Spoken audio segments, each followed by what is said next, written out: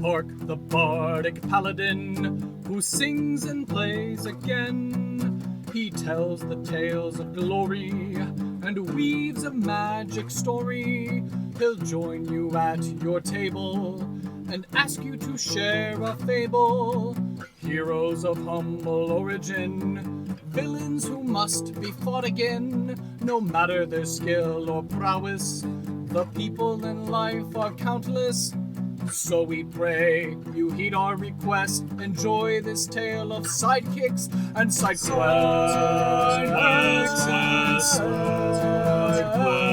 And side quests.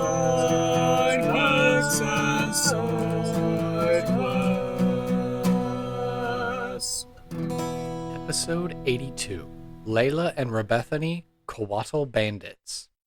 Welcome to Sidekicks and Side Quests, the Dungeons & Dragons podcast that helps to put humans back into humanity and breathe life into your campaign NPCs with backstory and bravado. That's right, we're building a world, one character at a time. I am your host, Kurt Krenwelge, the Bardic Paladin, and I'll be joining Claire Sullivan and Michaelie Love's table in the Levitating Platter.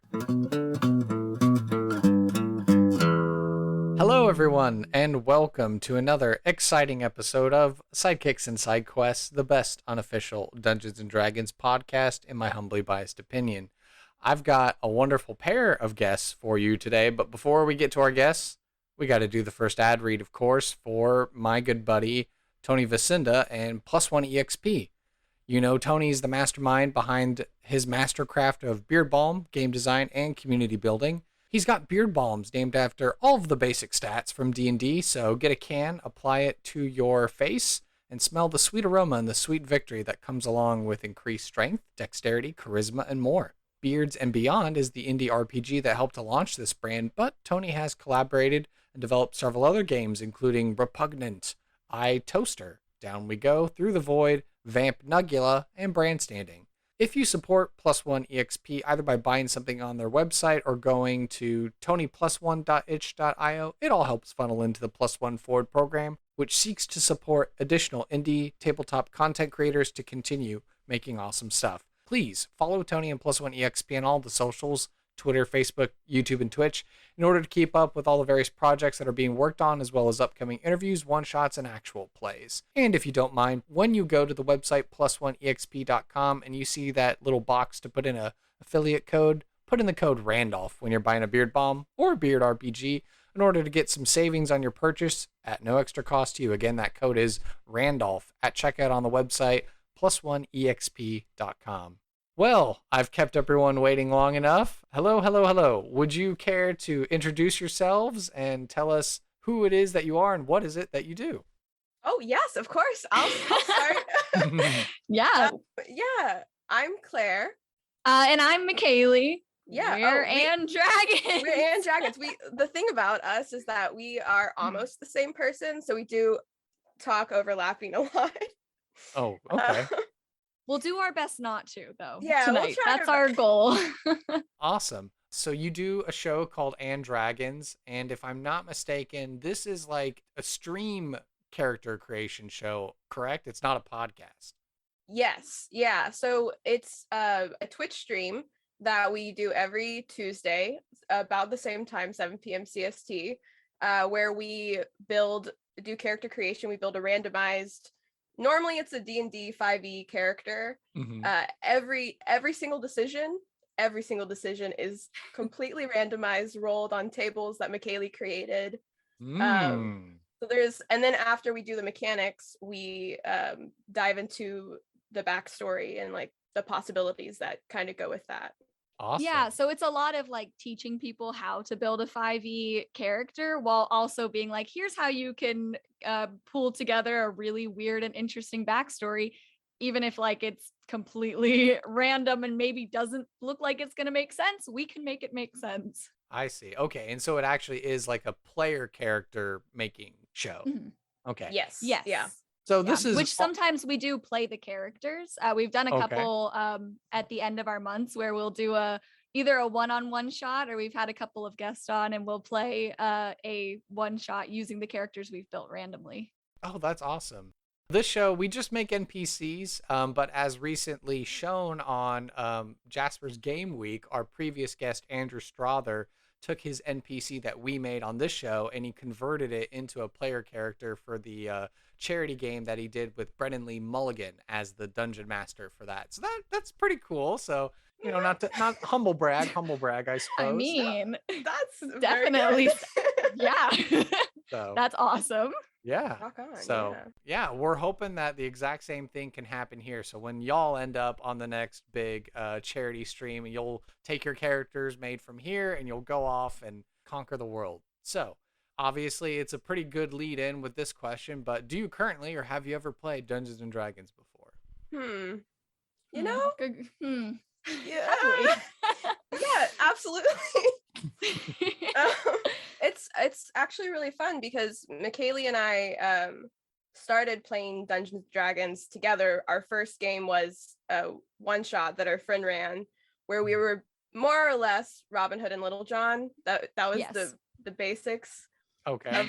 of this game, which time's kind of an illusion still, but that was a couple of years ago, right, Michaelie? So, well, it was a while ago. It was a good- several years ago, yeah. Yeah. But definitely during the pandemic, we got super into it, and we had at least like 3 campaigns going at one point where we met weekly, and we started then streaming a podcast, as most people, or I guess a Twitch stream now, as most people I guess started doing during the fun quarantine panorama times.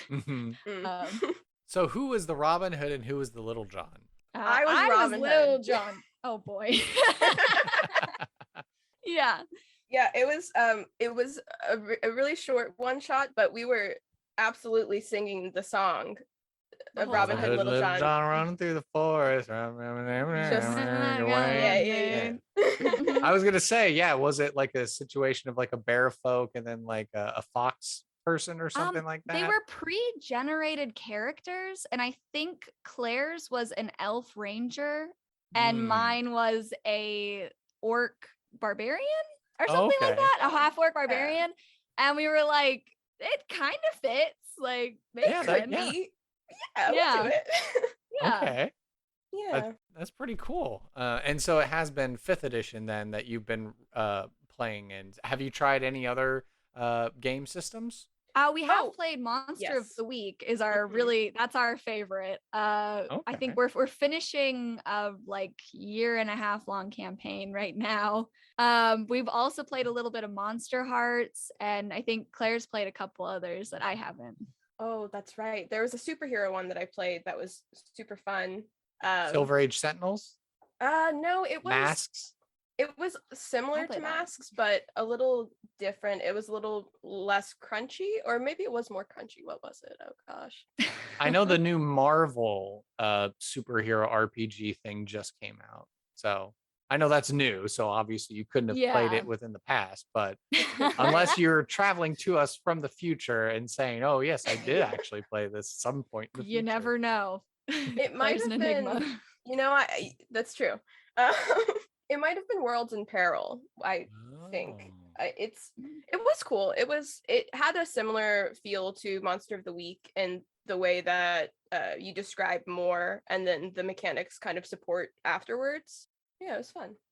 Well, this show is called Sidekicks and Side Quests, so we like to focus the attention on the other, as it were. So this first question to each of you, who is one of your favorite NPCs or sidekick characters, whether they're from an RPG, a video game, or maybe they're from a piece of literature, history, film, or television, etc. And why is this person your favorite?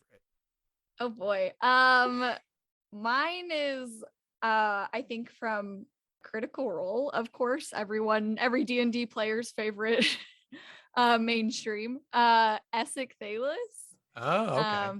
I love him so much. He's a little gay wizard who is just trying his best out here, and I just really appreciate the complexities of an originally evil character becoming good because the PCs decided they liked him and wanted to adopt him. And I think it's a very complex character, and Matthew Mercer plays him beautifully, and it's so fun to watch his character develop. I think I would say, because I was thinking about this, and I really like the sidekicks or the side characters that are with the party a lot, like that are with, like they're traveling and you get to know them and get to watch them grow, that sort of thing. And I think my favorite of those is probably, it's from a Curse of Strahd campaign that Michaelie and I played. It was an accidental NPC that ended up traveling with us a lot. They were a child who was going to be cooked by a witch, as that happens in Curse of Strahd at the beginning. Yeah. But he ended up, Michaelie's character adopted him, as you tend to do in D&D games a lot. And he was fun. He was an awesome little kid who got rogue skills towards the end, and wow, just a cool character. And then same thing, we also like to ask about what's been one of your favorite side quests, whether it's, from a RPG, a video game, movie, television, literature, B-plot, whatever, etc. And why has it been one of your favorite side quests? Mine is from that Monster of the Week game I was mentioning. I don't know if that's okay. Yeah. I mean, it's side quests, yeah. Yeah. It's very homebrew world that our keeper, as they call it in that RPG, that he created, and it was just completely focused around my character for an episode or two, where I got the chance to explore this really dark backstory element that I left a mystery to my character. I said, I don't know what happened, and please just figure it out if you want to. And I didn't think he was going to, and then all of a sudden we had this whole side quest where I got to figure out what happened in my backstory that I didn't know. And it was just really cool to be able to explore that kind of thing. I don't know. I had an absolute blast. Lots of tears were shed during it. Honestly, it got very emotional, but it was really fun. And I love their storytelling. They do such a great job.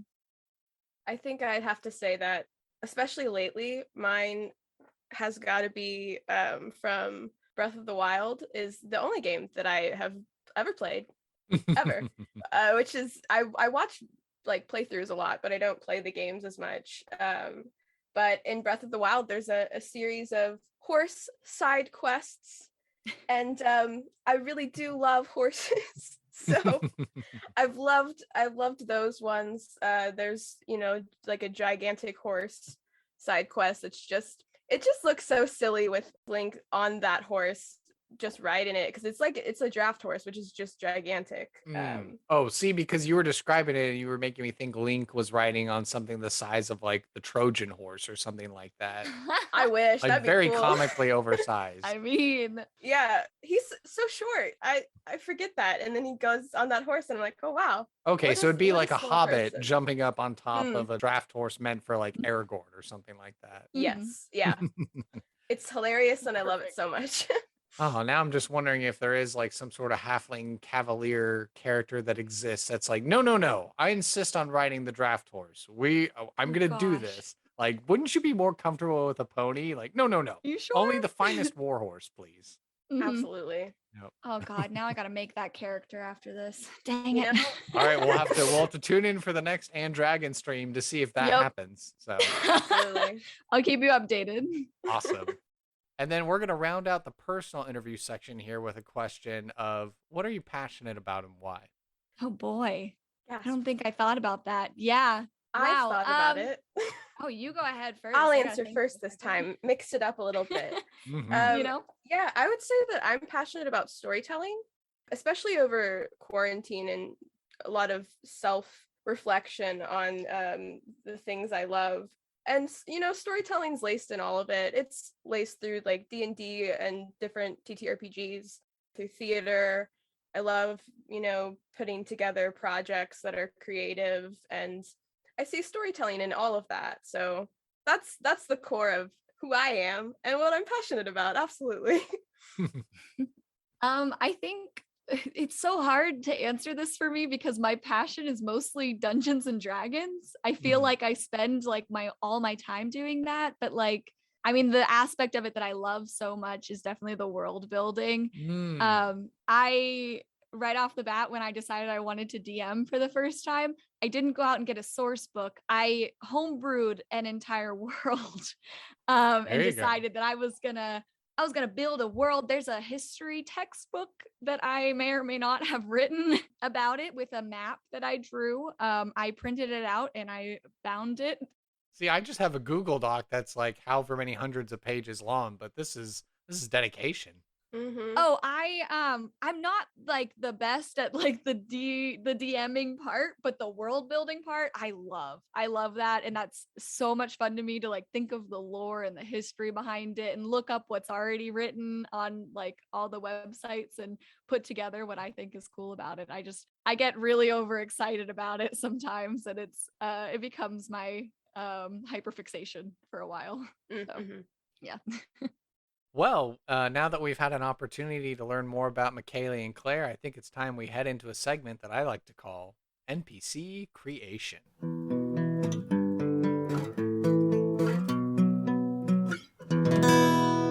NPC Creation is brought to you by you, the podcast audience, and our patrons on Patreon. So now is the time in the show where we give a shout out to our comfortable Patreons and above. So we give you a loud hurrah. So cheers to you, Katie Downey, aka Goblin Katie. So if you don't know by this point, that is meant for patrons who donate $2 or more a month. Katie's actually our highest tier patron, which would mean wealthy level. So that means she's able to introduce an element of chance to our random tables here in NPC Creation, which we might get to use here today. So if you want to learn more and join the cheapest podcast Patreon community out there, check the show notes below, go to my website, or just go on over to patreon.com/sidekicks and side quests to find out more about our 3 tiers, $1, $2, or $4 a month. Help us expand our operations here at the Levitating Platter in this demi-plane and worlds beyond.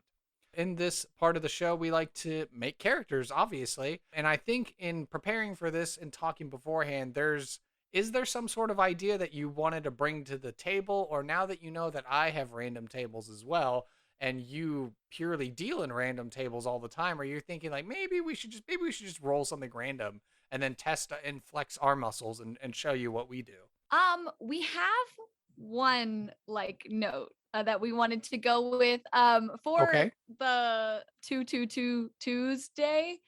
We did make a table. What day was that? That was February 2nd of 2022. Okay. Yeah. We had a stream and we decided to build a duo character then. So we made a random table of different ideas that are pair characters, and we picked one of those for this that we didn't end up using on that stream. But nothing else. Everything else can be rolled. All right, so it's a combo thing. So there is an idea that's kind of helping to like guide these pair of characters, but otherwise, as far as all the other details, you're leaving up to chance. Yes. Okay, 100%. so what is the skeleton framework that we're working with then? I mean, I think it's your idea. This is an audio medium, so the two, Michaelie Yeah, I and Claire, know. are just wildly gesturing to each other to be like, you say it, no, you say it. No, you say it. Oh no. Okay, I can say it. It is your mirror self was accidentally released, but they actually turned out to be pretty cool, and now you're just really creepy twins with no reflection. So Oh, okay, interesting. So one of you came from a mirror dimension or something, and Mhm. then as a result of that, when either character looks in a mirror, there's no reflection because the one mirror character is in the material plane, I guess. yeah. Yeah. Yes. Okay. Pretty much. Okay, and so, all right. So then it seems like it's obviously going to be the same ancestry for both character if it's a reflection, but obviously two distinct personalities and stuff. Yeah. Yes. Yep. Okay. All right. Well, as we work our way through the questions then, the first thing that we like to roll for on Sidekicks and Side Quests is a name. And so if you got a D20 at the ready, roll a D20 and we'll figure it out. Ooh. Exciting. I suppose if they have separate personalities, they both have names that are different. Yeah. Yeah. Yeah. Because maybe the one that came out of the mirror like picked a name. I rolled an 8. 8. Okay. And then Michaelie, what did you roll? I rolled a 19. Okay. All right. This will work. Okay. So for the 8, for Claire, your name was submitted by previous guest, Firewriter. Layla is your name. And then for Michaelie, Your answer was provided by previous guest Kevin J. James, Rebethany. Ooh. So Layla my and God. Rebethany. I love it. Okay, the next thing, both of you roll and then you can decide which it is, but what's the ancestry of this character? We need to roll a D100. Ooh. So we both Okay. roll? Is that Yeah, Both go roll? for it. We'll Okay, see what alright. we get. Okay. What'd you get? 20. Okay, 20 would be a Couatl, Ooh, I got a 64. and 64 is a half fiend or a Cambion. Oh my goodness. So do you want to be Couatl twins or do you want to be Cambion twins?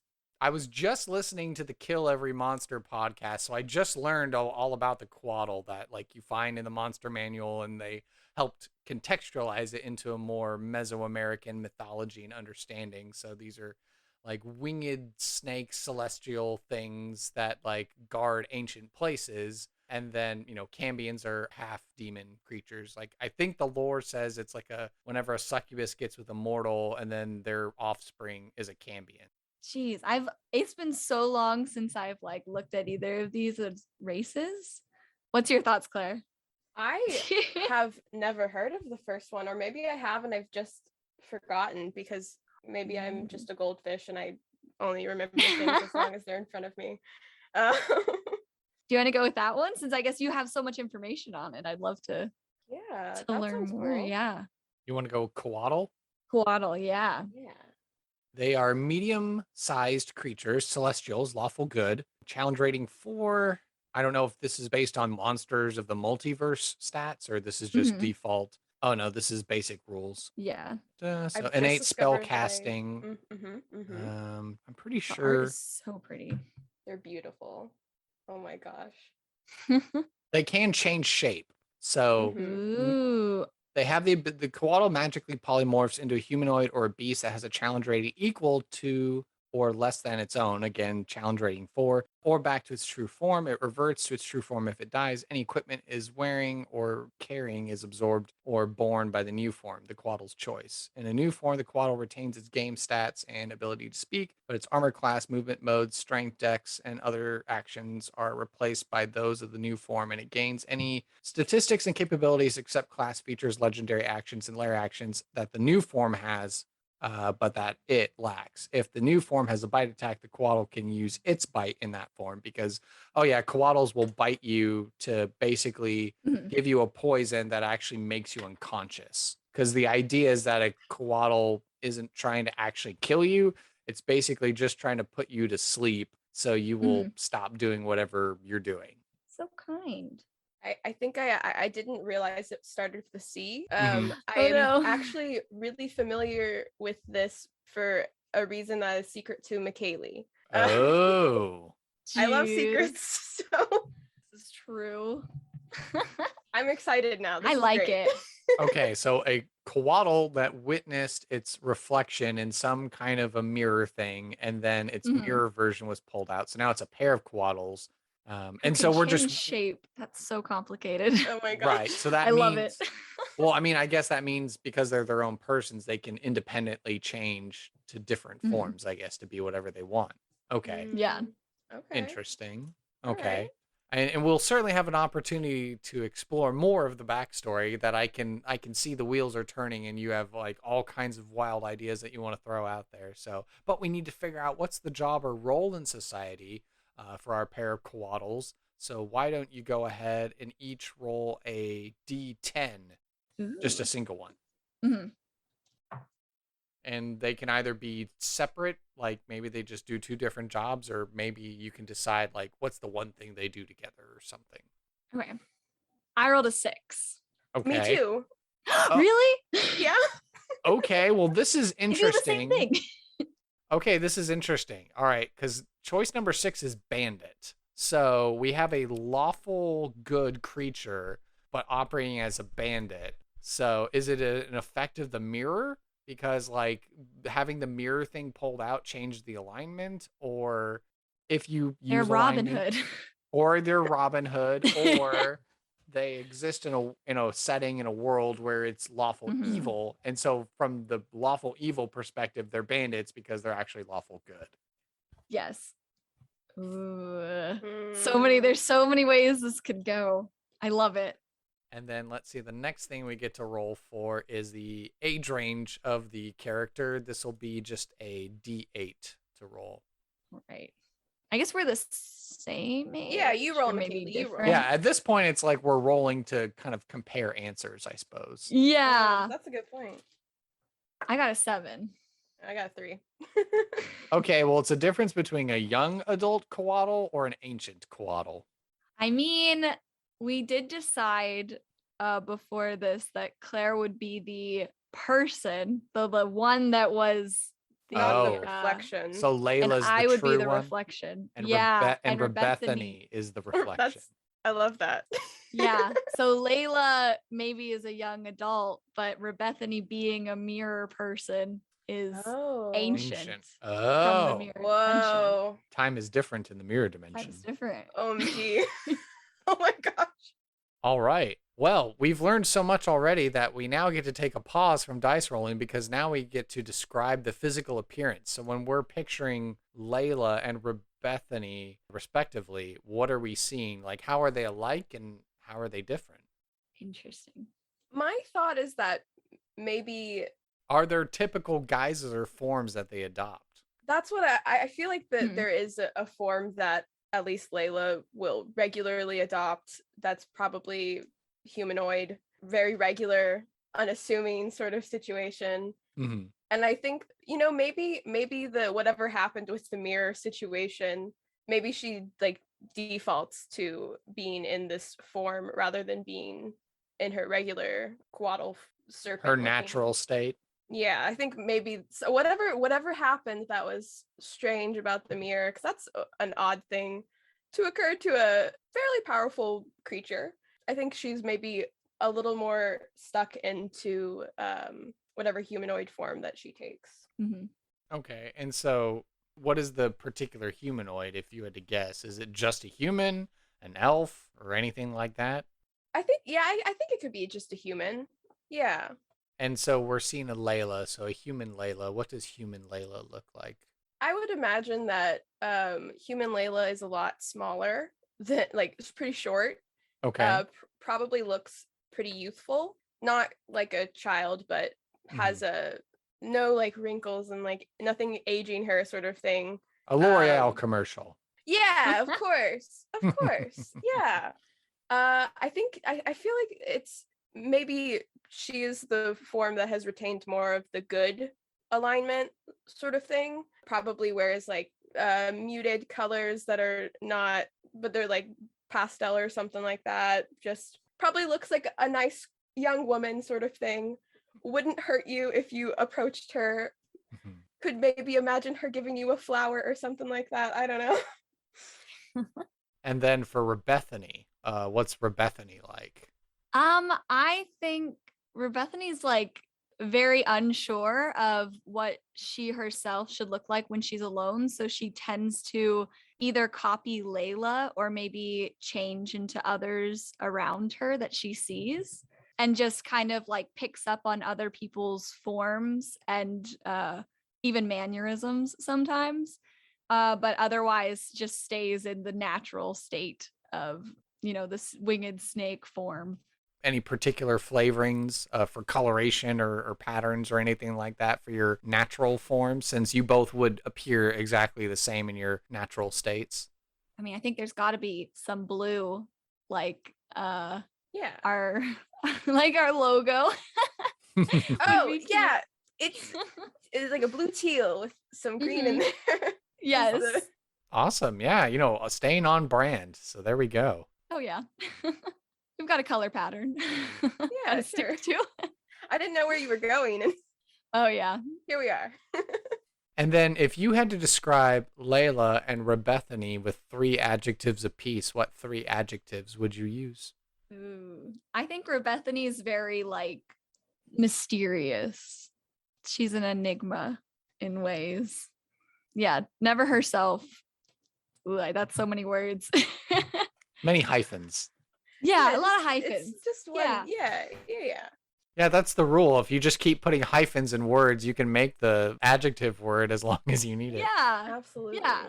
That's how it works. She's an enigma, not herself. I think she's lost too. I don't think she knows who she is. Oh no. I think Layla's kind of opposite to that in a direction. Is it the exact opposite? Probably not. But I'd say that she's probably meek, kind, and uncertain. I think she's also a little confused about Oh, sure, yeah. what's happening. Don't know. Uncertain, not sure. So something happened which caused Layla to then see her reflection step out of the mirror dimension. And then it was like, oh, you're like, you are me, but I am you, and I am the walrus, cuckoo, cuckoo. Yeah.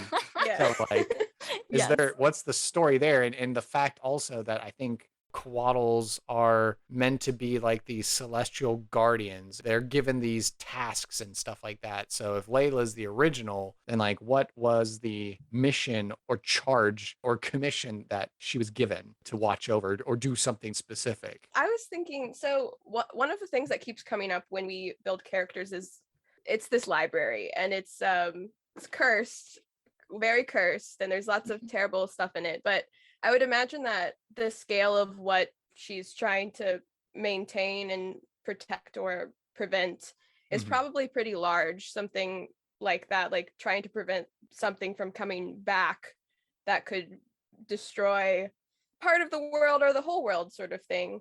And maybe, I don't know what you think, Michaelie, if there's someone trying to push out from like the mirror dimension, but I think it could also be like a curse by a big bad trying to do the thing that she's trying to prevent, sort of situation. I was thinking maybe it's like possibly, yeah, in this like mystical library of evil, there's a mirror there that maybe it's a gateway into this dimension of like other, and maybe Layla was charged with like protecting it and keeping it safe, and somehow during her protection, her mirror self found the way to like get out and shattered the mirror, escaping herself. Oh, wow. Okay. I like that. And through the act of that, that's how Rebethany doesn't quite know or remember her past. Yeah, I don't think she knows like what was in the dimension of the mirror dimension. She just knows that's where she came from, and there's something bad there that wants to get out. But the mirror shattered now, and so. And the fact that they're bandits now, so is that an effect because of the charge? Because the mirror got destroyed, and so now they've been branded as like, oh, they're rogues and they're vagabonds and they're ne'er-do-well knaves and all this, whatever medieval terminology they would use to say scoundrels and Yes. rebels and stuff like that. I like that. Yeah. I think that's really fun. We don't have a charge to protect also, anymore. Yeah, so it could what also do we do? Rebethany's sort of really confused about why she's there and is just going out. And I would imagine Layla probably is frantically following her, trying to figure out what she's supposed to do now that her charge is destroyed and her task is gone, but doesn't have any follow-up tasks. So there's probably a lot of like following the chaos before they interact more concretely, I guess. Okay. And so now they're labeled bandits, but they're actually like Robin Hood type characters. So is this a land or an area that's like, lawful evil, or it's like someone who's like a dictator or a malevolent tyrant or ruler of some type? I think, yeah, I think it's also maybe they at first they don't realize that they're bandits, but then they realize quickly that the people around them need more help than they can handle, and they decide to go after people who are more evil. And I think that could be smaller scale at first, but could amount to a larger bad guy, evil person ruling over a large amount of people, something like that.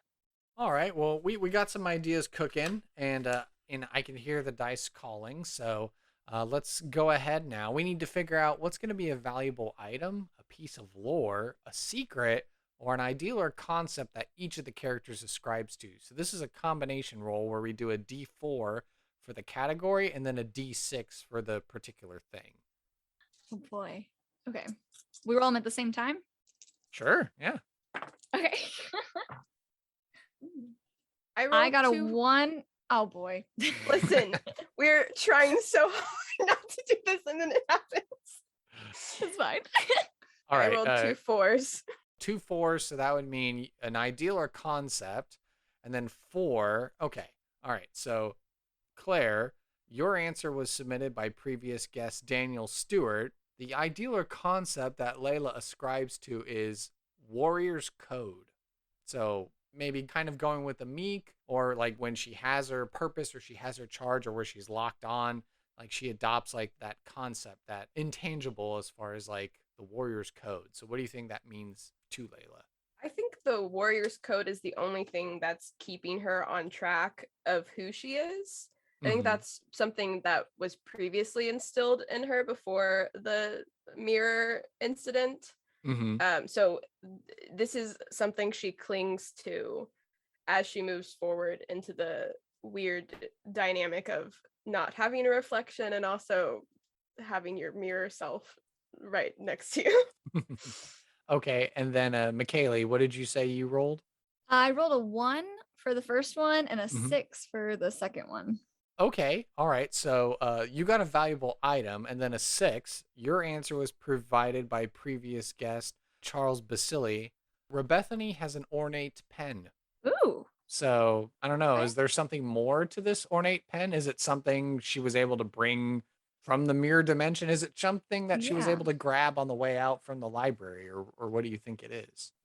Ooh, I think this might be something she brought with her from the mirror dimension, but not having her memories, she has no idea what it does or like if it's more than just a pen, it's just a fancy pen. And if there's any like emotional attachment to it, she has no idea except that this is like all she has left from that world. And so she probably holds it very like dearly to her. Interesting. Yeah, it could be the MacGuffin of your campaign if you decide to Mhm. deploy these two characters. Excellent. And then we get to the final bit here of dice rolling where we need to figure out what's going to be a particular quest that Layla and Rebethany would be willing to recruit or hire player characters to go and do on their behalf.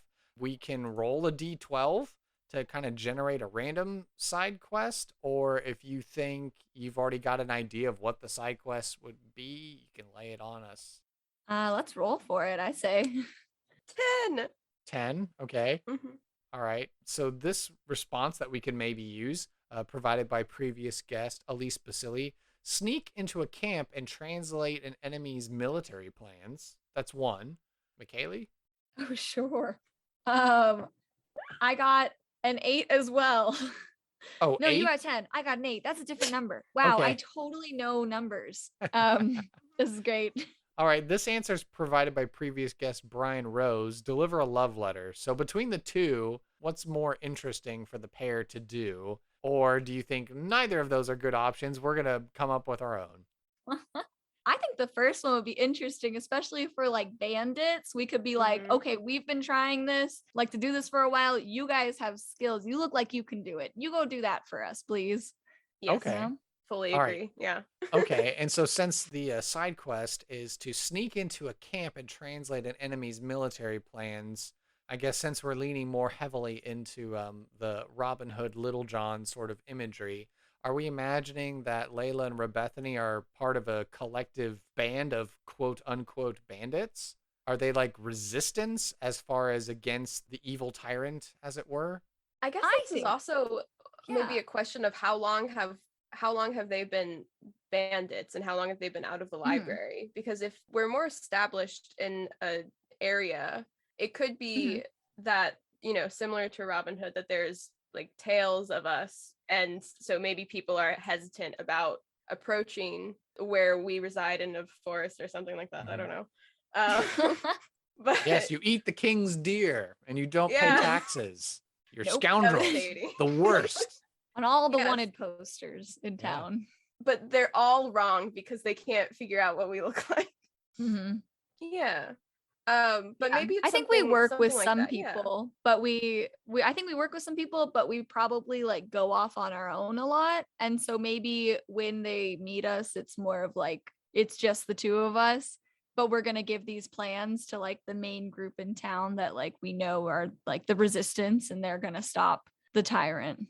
And then we need to consider what's going to be the reward for successfully sneaking into the camp, Metal Gear Solid style, and getting a copy of these enemy plans to be delivered back to the main group. What's going to be the reward? I think it depends on what the party is, what their overarching goals are. Because I could imagine that maybe Layla or Rebethany has Rebethany? Rebethany. Yeah. Rebethany. I love her so much, but her name's long. I could see possibly one of them having a piece of information on a bigger scale that is maybe like a prophecy piece that sort of ties into a big goal of the party, or it could be something a lot smaller, and maybe it's an item that they've stolen that has particular use for the party that, you know, the DM thinks might be great for the party to have if they do this task. Are you thinking along those same lines, Michaelie, or do you think Rebethany might be like, oh, actually, I think this is what your reward should be? I think she might go along with what Layla says. She might be a little more stingy on whether or not she gives it to them in the end. Might be a little more hesitant to give them the bigger ticket items that they're carrying or the bigger information.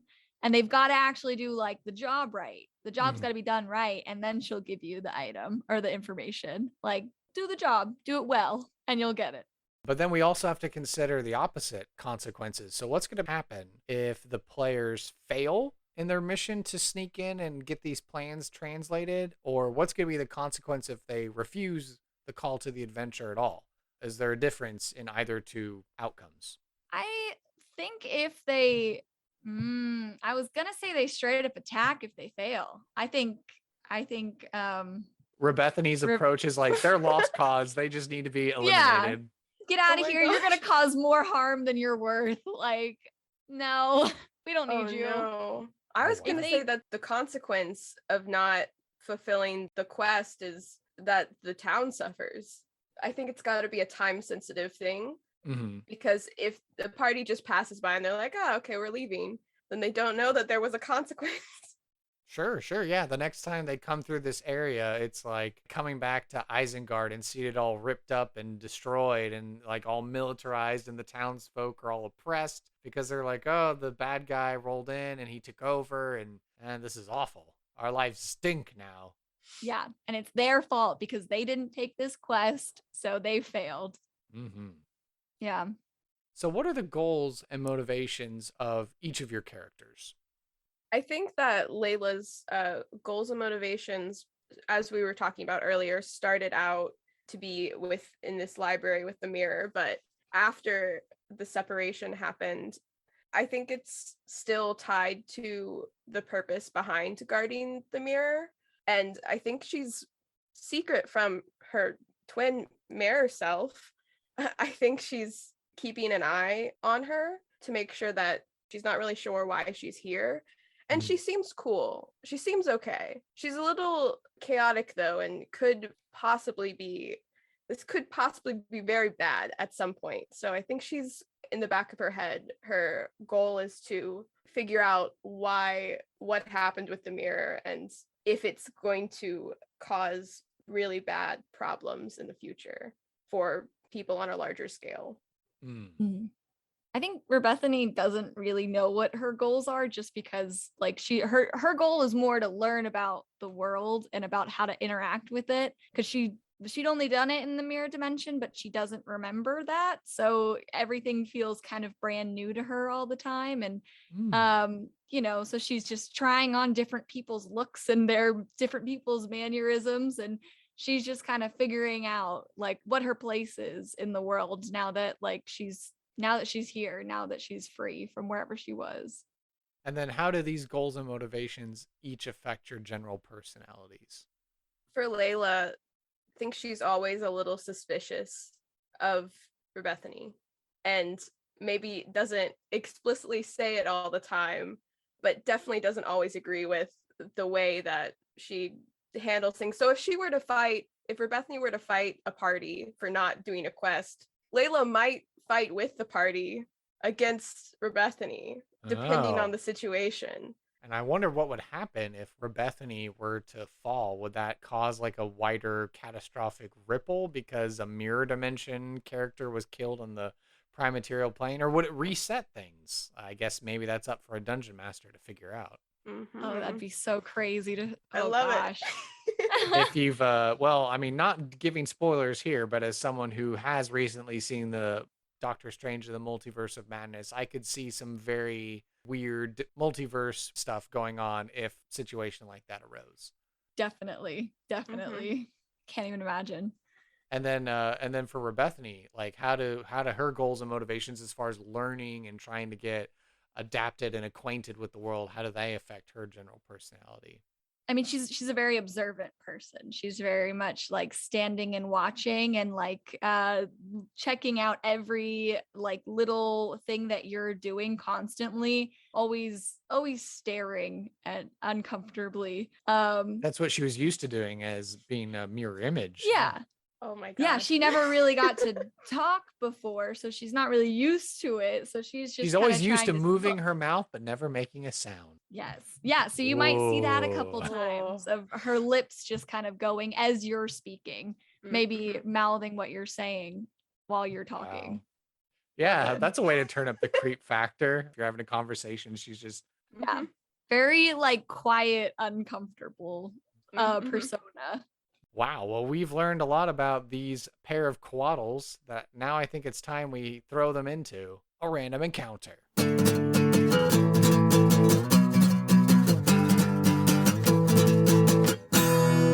And this random encounter is brought to you by our final sponsor of the show, Reaper Miniatures. They've been Texas Titans of the tabletop industry since 1994. They're right here in DFW, and they've got an amazing warehouse and game store. They make everything from paints to gaming accessories, and they regularly stream on Twitch and YouTube with interviews and tutorials. Whatever system you're running, whatever game you're playing, Reaper has a miniature for you. You know, every time you shop with them and spend at least $40, $50 on your purchase, they're going to give you a cool new mini of the month, and it's always changing. It's always something new, so all the more incentive to shop with them often. I know last time I'd gotten a gift card, and then shortly after that, I got another $50 gift card from the affiliate relationship that we have. So thank you so much, Reaper, for that. Right now, they do have a special mini, relief mini that they've developed and made based on the national bird of Ukraine. And it's really cute. Costs $9.99 in the store. $7.50 of that go towards UNICEF relief efforts for the Ukraine. They just wrapped up as far as the funding for Reaper Miniatures Bone 6 Tales from the Green Griffin. But I believe if you go in and join and get on backer kit and stuff like that, you might be able to add like a whole entire literal crate worth of minis to get in the future, like 2024. And then of course, be sure you're following them on social media because they'll be announcing ReaperCon, which is their big convention they do in Denton, Texas. So visit my website, check out the show notes below so you can get to that affiliate link. And whenever you're shopping on Reaper, you're supporting Sidekicks and Side Quests. Click that link, it helps track the traffic. So the more traffic, the more that our powers combine. Be sure to follow the links and all that good stuff, and make sure that you're following Reaper Miniatures on Facebook, Twitter, Instagram, Twitch, and YouTube. With all that out of the way, the random encounter is a little opportunity for us to do a role play, a vignette sort of a thing. So we've got two characters, Layla and Rebethany, but the question we have here is, who am I going to be in the scene? Is this going to be the scene of, Layla protecting the mirror and I'm some sort of intruder and then it shatters and then Rebethany emerges? Is it Layla and Rebethany meeting a podcast adventurer character and giving the side quest? Or is it just kind of a slice of life sort of a scene with Layla and Rebethany and another of the merry men, as it were, hanging out at camp and talking about like the threat of the whoever's coming in and what they need to do to stop it or something? What do you think? Both of them eye each other and try to figure out which option is best. There's no wrong answer. Yes. Do you want to do the quest? Give the quest encounter? Either the quest or the mirror breaking. Ooh, I don't know. You pick. Oh gosh. The one of the reasons why we roll for everything is because we're so bad at decisions. I guess if someone wants to roll a d20, evens or True. odds, figure out which of those scenarios it's going to be. All right. If it's even, if it's odd, it's the mirror one. If it's even, it's the encounter. It was a 2, so it is the Encounter. Okay, so you sharing get the to quest. Okay, so you get to meet one of the podcast characters. So we've got a choice of 4, and if none of those 4 are to your liking, we can always invent a brand new one and add them to the roster. So we have Duncan, who is the recklessly brave, happy-go-lucky adventurer. We've got Sonia, the warrior woman, who started out as a barbarian and multi-classed to paladin. We have Korak, who's the lawful evil arcane trickster rogue dwarf. And then we have Chrisley, who is the shy herbalist wood elf druid who just became multi-classed into cleric. And so those are the 4 that we have, but if none of those sound interesting, we can always do a new one. I think one of the first 2 might be good. Mhm. I love a barbarian. If we want to, Oh, you want to meet Dude. Sonia? I love it. So outside of whatever town that has whatever battle happening or whatever bad guys, there's a very dense forest with extraordinarily tall trees, and they stand so close together that it's hard to see through, except for the single path that leads between 2 towns. Mm-hmm. And even in the daylight, I believe this forest is cast in shadows, and the townspeople don't recommend you going through it. But as adventurers often want to do, that's not going to deter them. And I would imagine that Sonia's traveling through the forest to get most quickly to the other town when she hears something in the woods in the dense forest and briefly thinks she sees something serpent-like, but isn't quite sure. And then as she turns around, in the middle of the pathway is a very simple-looking girl just standing there watching her. Sonia, with her training, her warrior instincts, as it were, is like had drawn her sword out and was looking around expecting to be ambushed. And she hasn't quite let her guard down because all of a sudden this girl has appeared. She's not pointing the sword at the girl, but she is keeping it at the ready. And she'll take a moment and pause and look, and she'll say, hello, young one. How can I be of help? And you see she's looking around. She's looking up into the trees to see if there's like snipers or something waiting. She's waiting to see if bandits are going to come hopping out from behind trees or something like that. So she's on a hair trigger and she's looking everywhere else, but she's also still trying to regard you. Oh, please, it's okay. I apologize. And Layla will point kind of high up behind in a tree.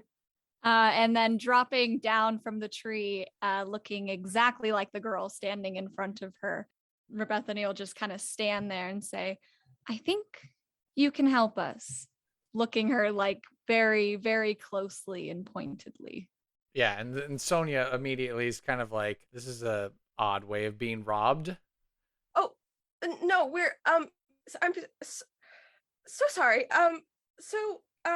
We are, and she's got her hands up the whole time with, doesn't appear to have any weapons or anything. Is just trying to look as not like she's going to hurt you at all as she can.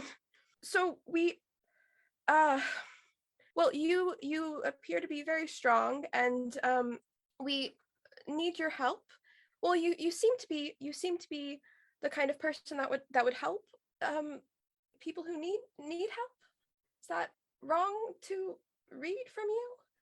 She'll take a second. She's still gonna hold the sword, but maybe she's gonna relax her arm to kind of let it come more down to the side.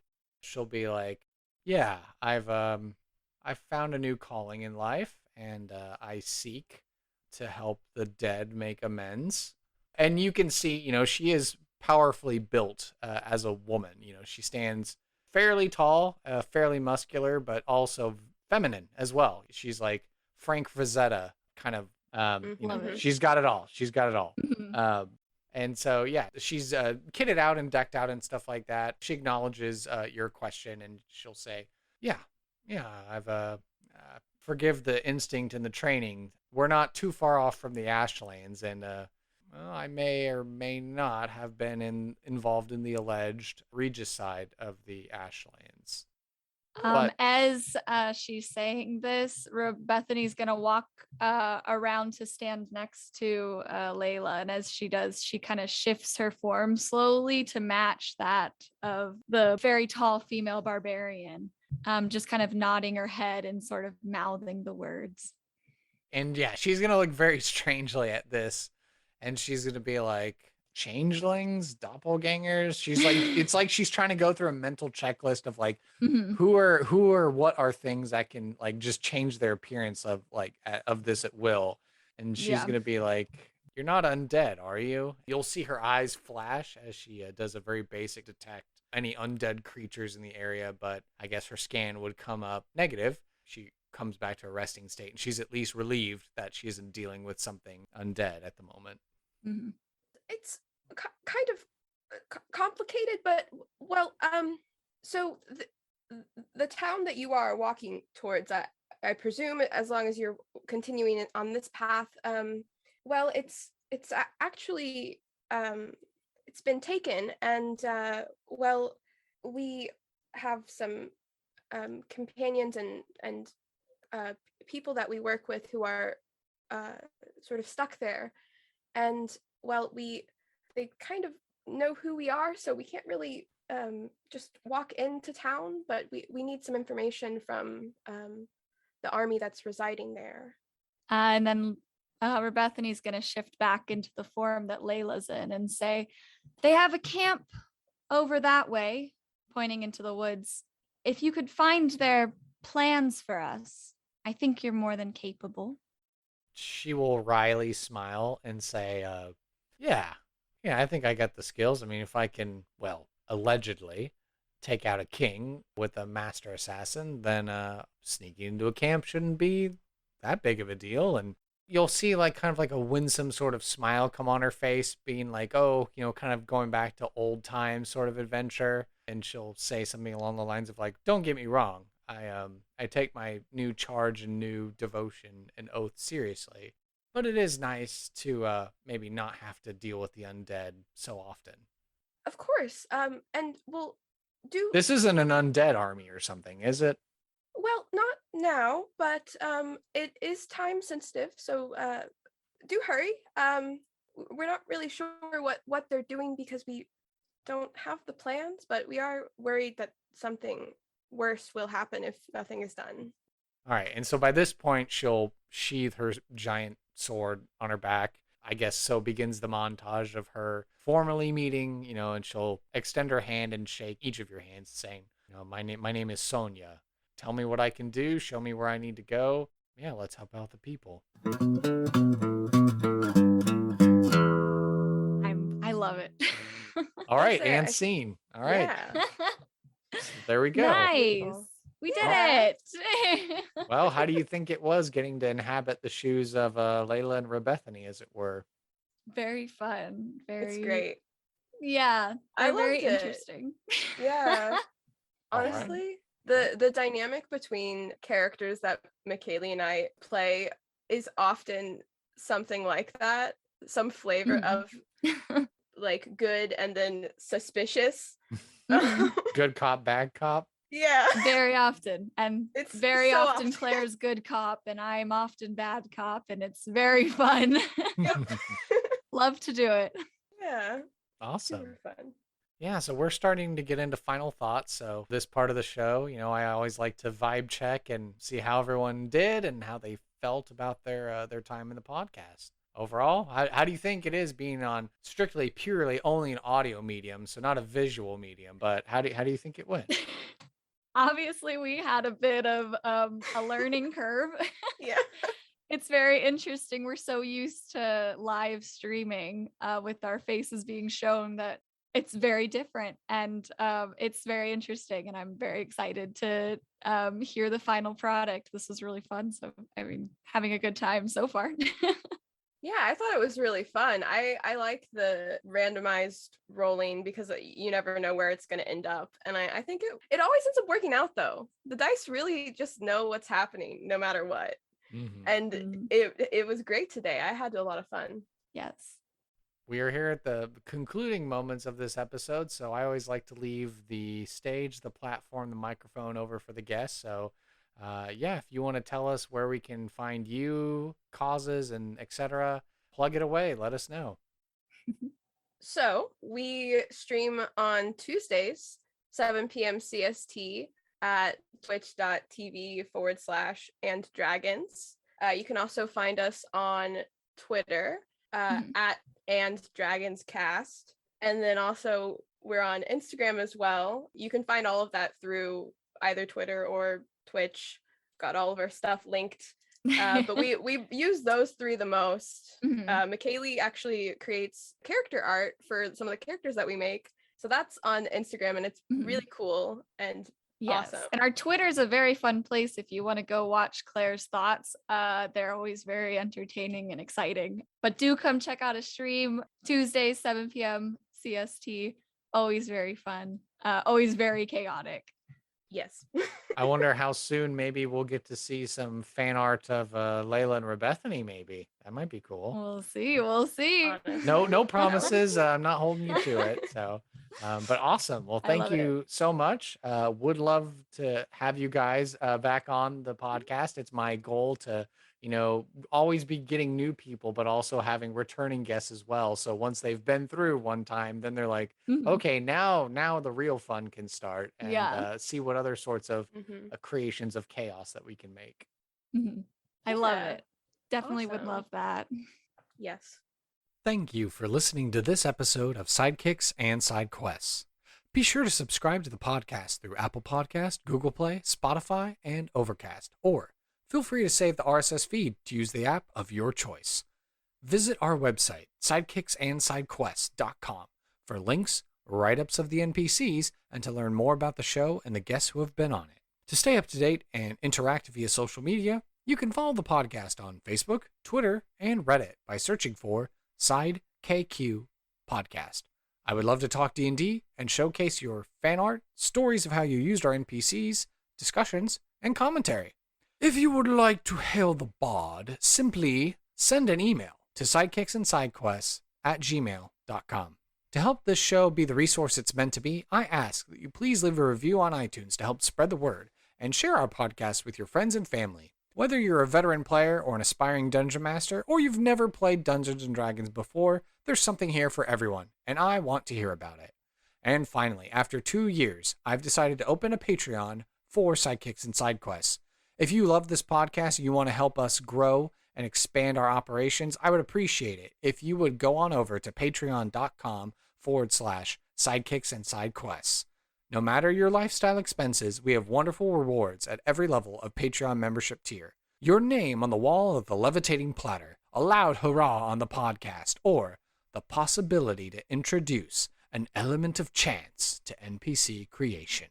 Sidekicks and Side Quests is unofficial fan content permitted under the fan content policy, meaning I'm not approved or endorsed by Wizards. Portions of the materials used are property Wizards of the Coast, copyright Wizards of the Coast, LLC. Thank you for your support, and I'll see you at the pub next time. Bar to rock on 1, 2, 1, 2, 3, 4.